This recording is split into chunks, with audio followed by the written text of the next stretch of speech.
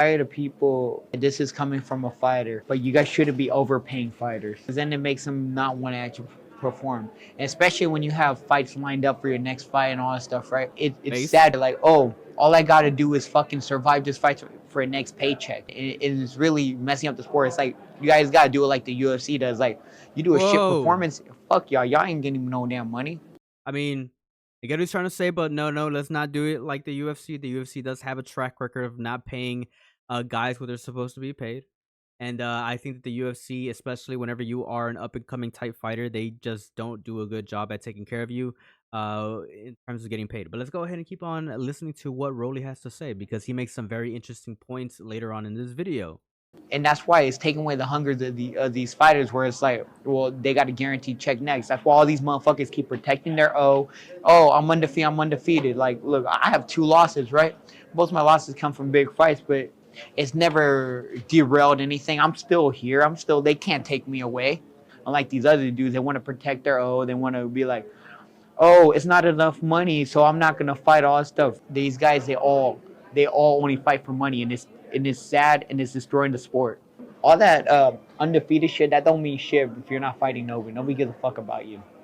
That is a very, very good take. I mean, right now, especially in the sport of boxing, I think we see way too many fighters out there try to leverage the fact that they're undefeated, but their skills really, if we're being honest, doesn't truly reflect their record. Let's just be honest, because I think that in the sport of boxing, we're seeing it more and more every day that fighters are pretty much uh, getting good at picking out opponents instead of dominating really truly in the boxing ring. I mean, how many times have we seen 5-star level fighters, 4-star level fighters fight these chumps, these guys that are literal Uber drivers, and these guys are asking for millions and $1 million because they're trying to leverage that they have an O on their record and they try to get these huge paychecks. In my honest opinion, if you're a bad motherfucker in boxing, you're gonna get to where you want to get to in the sport.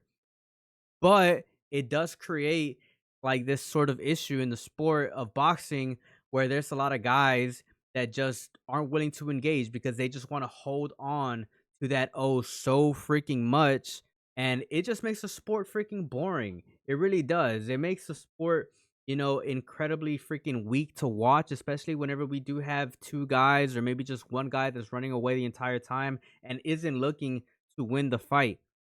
It's a very base take by Rolly Romero. I think that he is correct on this one. I think that if we have, more I guess incentives, or we have a different way of getting fighters to sign particular things on their contracts, we could see some more action in the ring. But I just don't think that it's a good idea for fighters to use the fact that they have an O on their record as leverage for them to get bigger paychecks if they're gonna be performing like shit or have some weak ass fights whenever we do see them, step into the ring, Haney. Anyways, let me know what you guys think down in the comment section below about this. As always, it's a pleasure. Subscribe to the channel. Peace out and have a good one.